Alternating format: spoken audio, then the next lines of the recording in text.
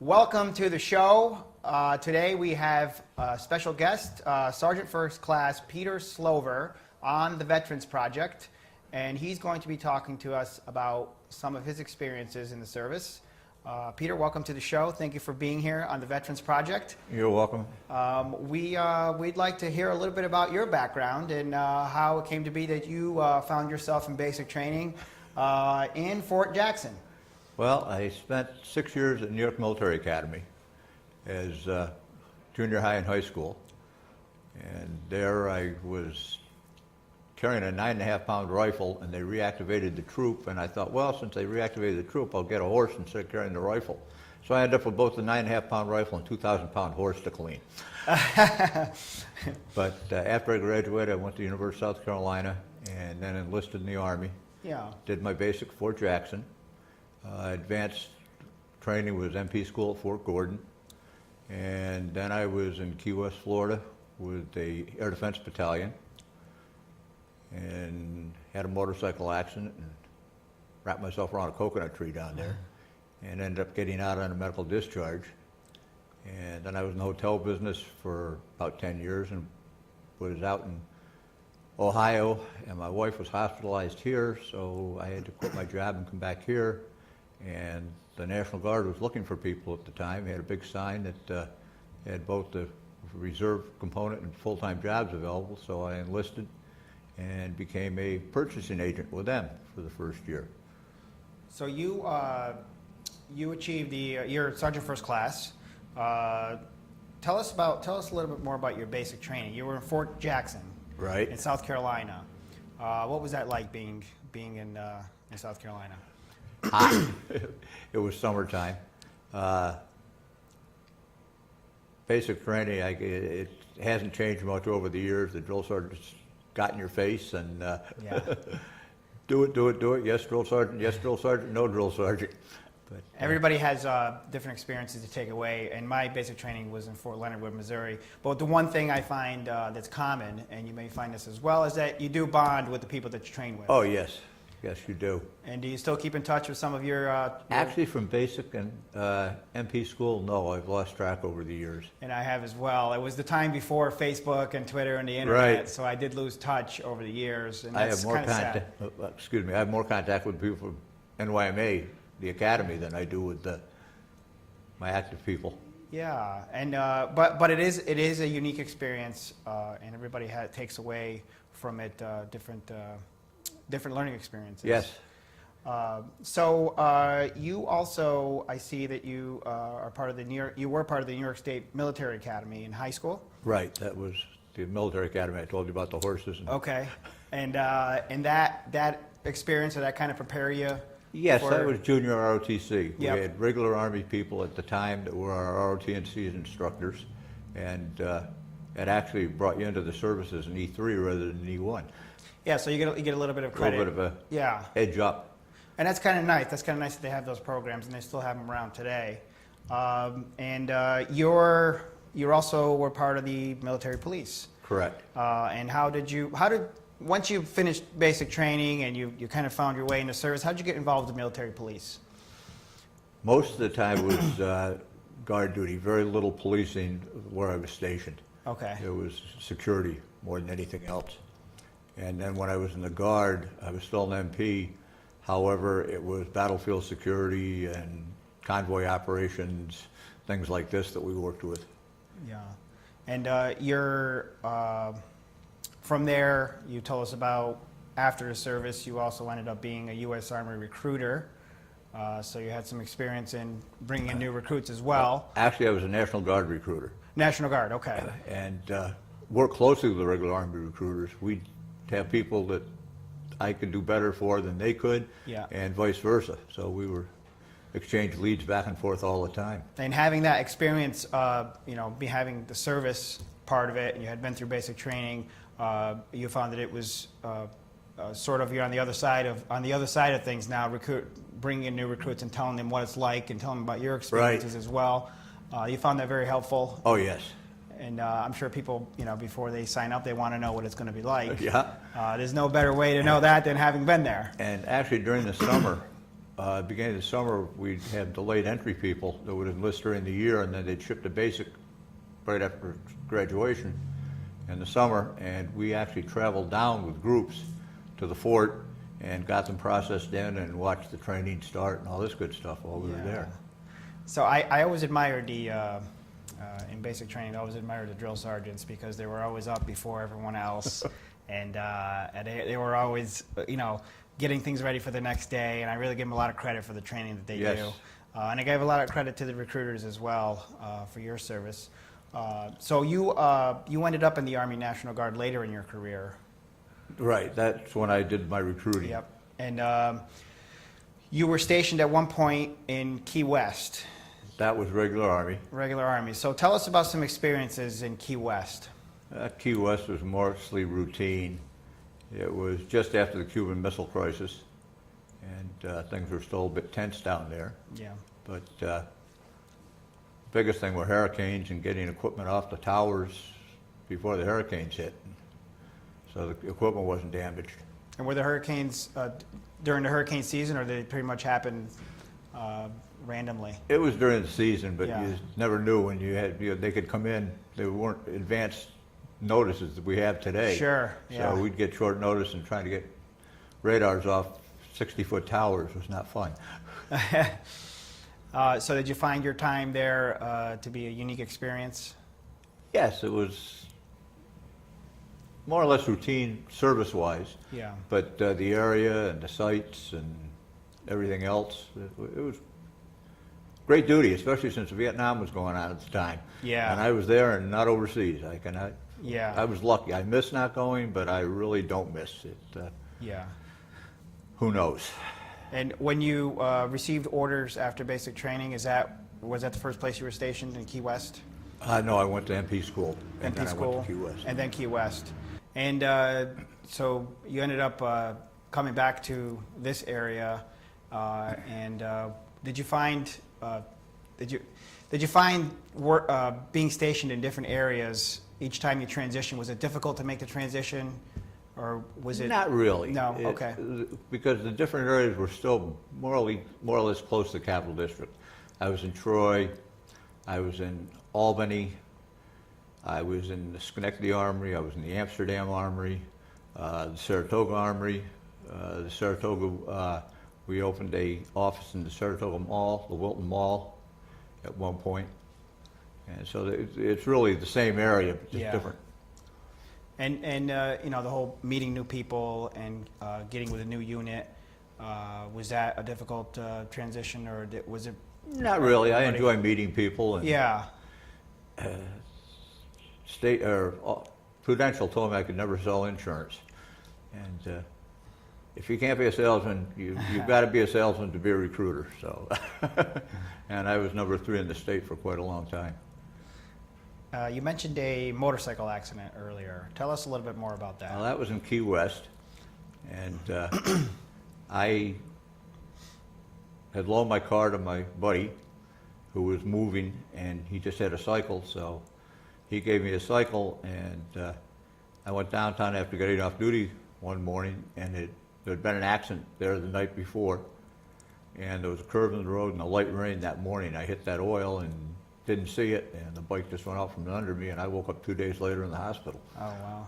Yeah. Yeah. But 6 teeth, and I see double out of my right eye. Yeah. Well, it's not, those motorcycle accidents are not easy to I was lucky. I had a helmet through. on. Yeah. If I hadn't had that helmet, I wouldn't be here today. Well, we're thankful that you're here, and we thank you for your service once again. You also mentioned that you had some experience being at the 109th Air Force Base right here in Schenectady County. We talked a little bit off camera about some stories that you had from there. Maybe you could share with us some of the activity that took place there. Well, when the first Desert Storm started, at that point I was stationed with the MP Company in Troy as a training NCO. And we were tasked to take a bunch of our chemical gear out to Rochester to a maintenance unit that was deploying. And we were going to take 4 of us and drive 4 trucks out the following day. And we were talking to some friends of ours that night who were Air Guard people from the 109th, and they said, well, why don't you talk to the 109th, and maybe they can fly the gear out for you.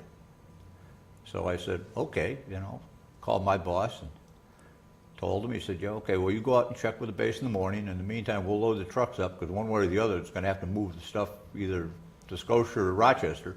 And if you get the plane, let us know. If not, come back to the base and we'll drive out. I said, okay. And I went out, told the commander at the time, who was a major, what we needed, and he said, sure, no problem.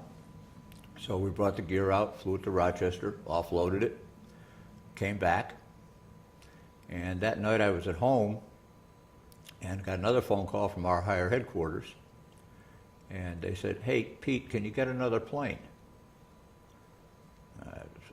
Well, I don't know, I can try. And, well, see what you can do. So I went back out to the base in the morning and told the major what we needed, and he said, well, does higher headquarters know about this? And I said, well, yeah, I guess. My people asked me to come over. He said, no, do our higher headquarters down in Newburgh know about it? And I said, well, I don't think so, but, who can I talk to down there? And he said, talk to the general. I said, okay, just give me his phone number. And I called, and this was a day or two before Thanksgiving, and the general was off. And I got Colonel Fenimore and told Colonel Fenimore what we needed. And next thing I know, he asked to speak to the major, and the major sort of locked his heels, and I hear, yes, sir, yes, sir, yes, sir. And he gives me the phone back and says, Colonel Fenimore said, you've got the plane, and if you need another one, or anytime you need a plane, you just give me a call. And, Colonel Fenimore ended up General Fenimore and was the state adjutant general not too long after that. So. Well, it's a local story right here at the 109th. That's a great story. Oh, they're a great outfit. Yeah, they do a good job. Yes, they do. And it's what did you think of the operation then, back then? The what? The operation back then, how they were running things compared to. They were fantastic. Yeah. I mean, they know what they're doing. The flights they make to the North and South poles, the doctor they extracted out of the South Pole. Yeah. And certainly. Times that wasn't even flying time for them normally. And we're certainly fortunate to have him Yes. right here in Schenectady County. We are going to take a short break. When we come back, we're going to hear more from Sergeant First Class Peter Slover.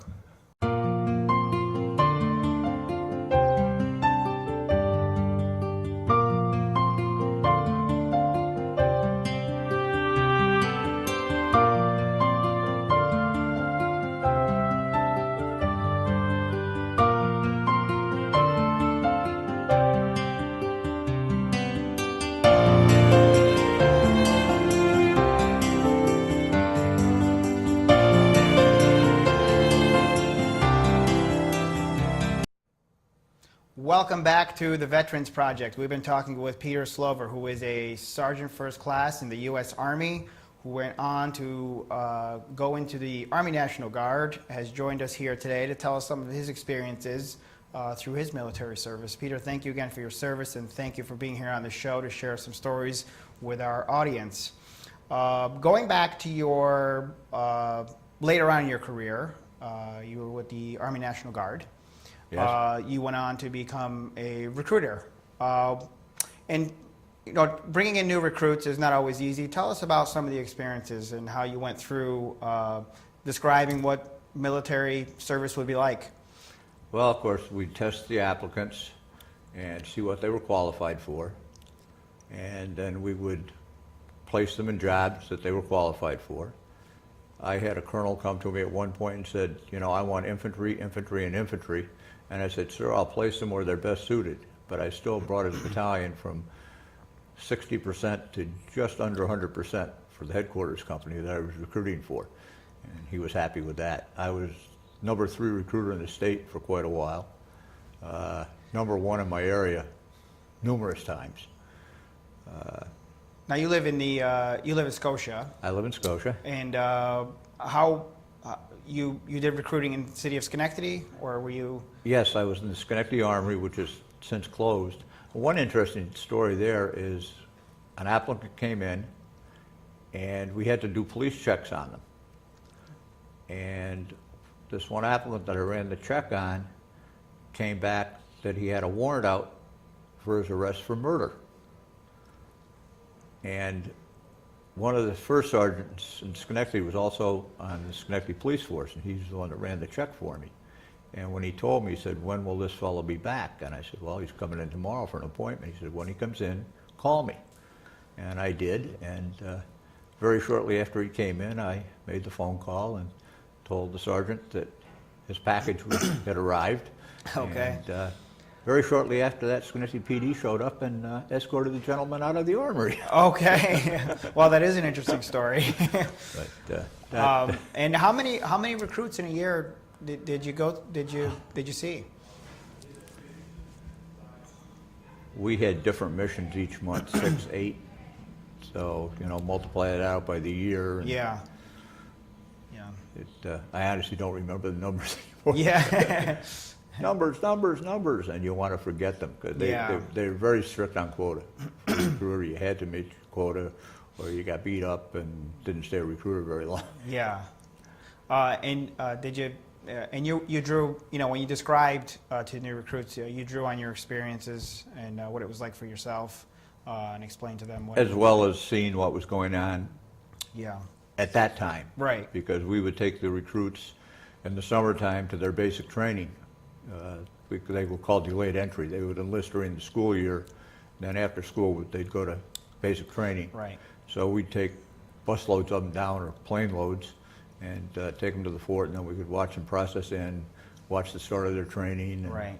And I remember that day. Yeah, I was actually part of the delayed entry program Okay. when I was shipped off to Missouri. And that's one of the things that I guess I'll ask you as a recruiter. How do you decide where basic training will take place for a new recruit? You really don't. It's depending on the job they're going into, Okay. where you're going to do your basic. Infantry, most likely you're going to go to Fort Benning. Artillery used to be Fort Sill, Oklahoma. Yeah. Today, Fort Leonard Wood is MP school, so Okay. it So it depends on what your just depends on what your job is. I see. And you finished your career out in the Army National Guard, and now you live in Scotia as well. And you go back and visit sometimes the 109th. And, I see people from the 109th and some people from the 42nd Infantry Division, which was my last assignment. yeah. So you still keep in touch You with people? still keep in touch with Yeah. a few, yeah. Yeah. It's nice to, nowadays it's easier than it was. Yes, a lot easier. Yeah, but I unfortunately, like I said, I don't keep in. I wasn't able to keep in touch with people, and people. You get people from all over the country coming to basic training, and then your training beyond that. Right. After basic training, you went off to your school, to special training. Did you find that experience? I found it to be very different from basic training. Oh, yes, it was. And there was more classroom type experience. Both classroom, and there was quite a bit of outdoor, because military police training, you were training as a police officer as well. So you were doing firing with both the rifle and the handgun, Yeah. and the 45 automatic, which is a heck of a weapon. Yeah. Yep. Yep.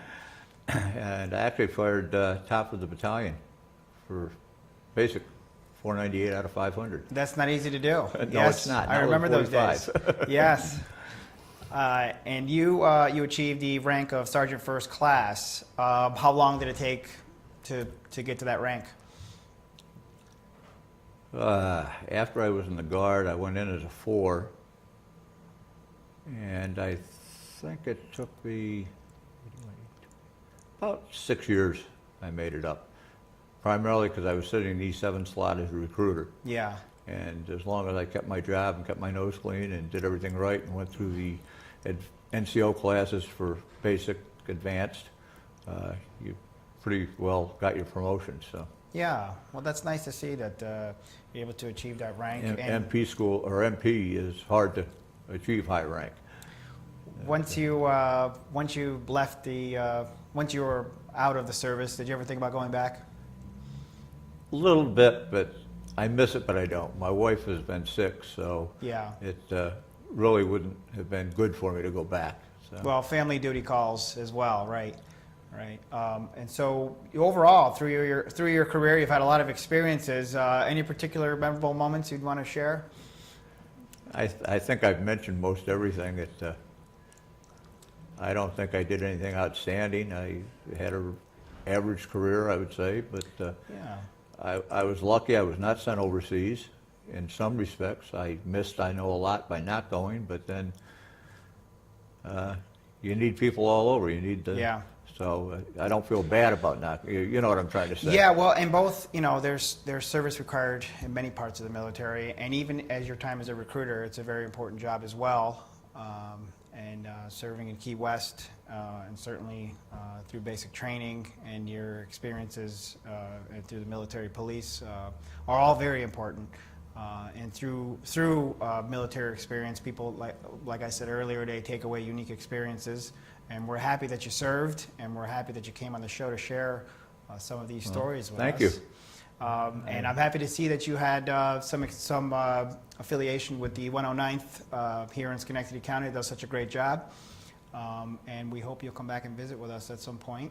I'd like to. I want to thank you for being on the show, and thank you for joining us on this edition of the Veterans Project. Join us again, where we will talk to more local veterans and hear their stories right here in your local community. Thank you. If you are a local veteran or know of a veteran that would like to be part of the show, please call me at 518-355-1022 or by email at asantabarbara001@nycap.rr.com.